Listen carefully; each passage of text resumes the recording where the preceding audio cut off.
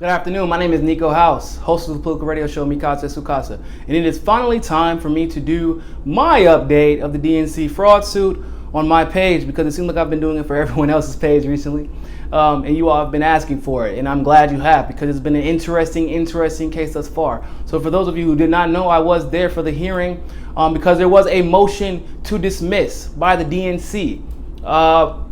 Why? Well, they said the motion to dismiss was because they actually did not, they said they didn't do it. They said that they were not behaving biasly. They said that it was completely fair and impartial and it was completely totally objective. But here's a weird thing now. Here's a weird thing. They later said that they didn't have to be impartial and objective, and they could actually go in the back room and smoke cigars. I'm sure y'all have heard this thousands of times, but I'll say it again. So they said they can go in the back room, smoke some cigars, kick their feet up, do whatever they want to do, and we should be perfectly fine with that they actually would not be breaking any laws. So, interesting thing about that, no, see, they actually cannot do that, because once they decided to take money under false pretenses, they were entered into a contract, if you will.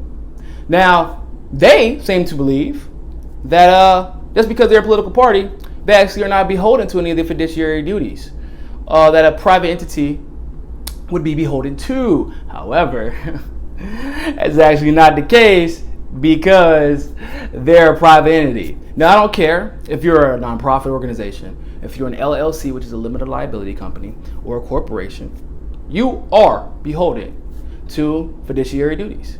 Now, here's what makes this better. Actually, one of the most common lawsuits by people, or a class action against a nonprofit, is actually giving money under false pretenses. Violation of contracts, whether verbal or otherwise. In this case, it would be the DNC charter. Now, I don't understand why they went out of their way, because I was there, like I said, but it wasn't necessary. Now, they went out of their way to say that they don't have to follow the laws, but they actually went out of their way to tell the judge that we actually can't, he personally cannot be objective and impartial. He was really philosophical. He's trying to get deep on us. He said, well, Judge Law, what do we even know what impartial or objective means? In that sense, like, who are you, or who am I to determine what the definition of impartial is? I looked at him, I'm like, this dude is trying to get thrown across the room by the judge. But nevertheless, Jared did an absolutely amazing job arguing on side of the case. He cited several situations where a private entity took money. Federal court agreed that they shouldn't have been doing it, and restitution was given. Now, perhaps, this isn't concrete, but perhaps if they didn't take money, it would be a completely different story. Perhaps, well, no, I know for a fact that they didn't behave unbiasedly, it might be a different story. And even, perhaps, if Debbie Wasserman Schultz didn't come out and say that she had been behaving unbiasedly the entire time, even though we could clearly tell she was not behaving biasedly, or unbiasedly. So, I am not exactly sure if the DNC is taking this case seriously because of the reasons I've previously listed. But on top of that, they actually sent their B team. For those of you who have been seeing the articles about Bruce Viva floating around, he is actually not the lead attorney on this case. Now, Jared is the lead attorney on this case, because on our side, I should say, because we actually do take this seriously. We understand what this means to democracy and what this means to future elections. But Bruce Viva is the B team.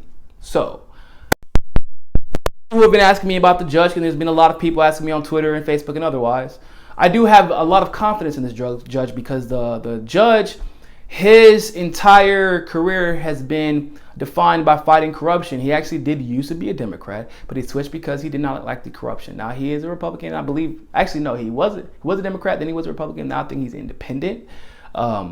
But essentially, anytime he senses corruption, he tries to stray away from it. His record is definitely that of someone who is just despises corruption, does not like it, any kind of corruption, which is great for us. And his quote, essentially at the end of the case, was that in order for, now I'm kind of maybe one or two words off paraphrasing, but in order for democracy to thrive, people need to tell the truth, essentially. That's pretty much what he said. Didn't say anything after that, but it doesn't look good for the DNC. He seemed to know a lot. He asked a lot of questions.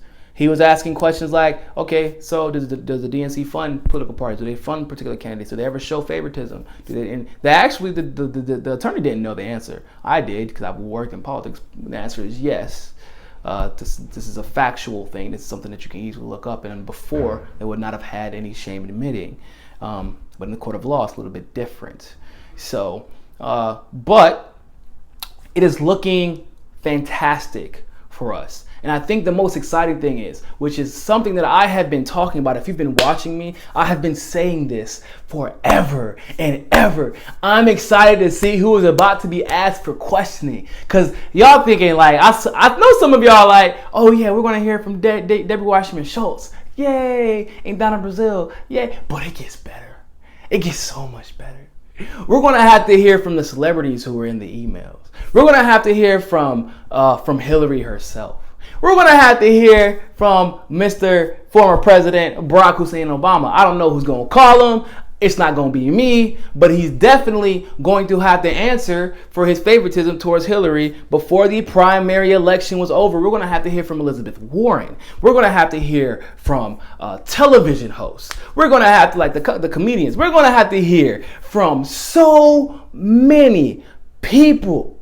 It's going to be awesome.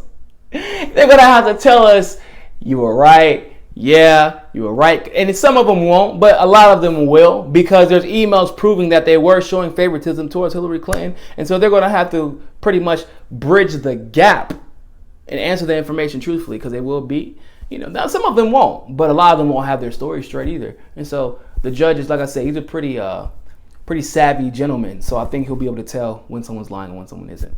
So that's my update. We are looking fantastic. It's looking good. The motion is still being deliberated by the judge, but the reason why is because the judge does not want this to go to the Supreme Court, and Jared said that he's making it clear, maybe inadvertently clear, but he is making it clear, because if someone if a judge is going out of his way to document everything, detail everything, he had like 3 or 4 clerks.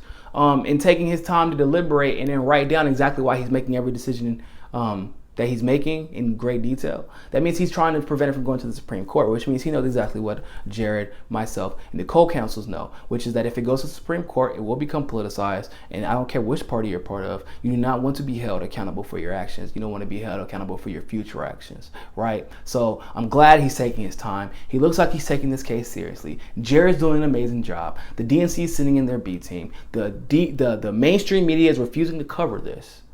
And there's a reason why. It's because of how effective this could be and what this could mean for the DNC going forward. And the plot thickens.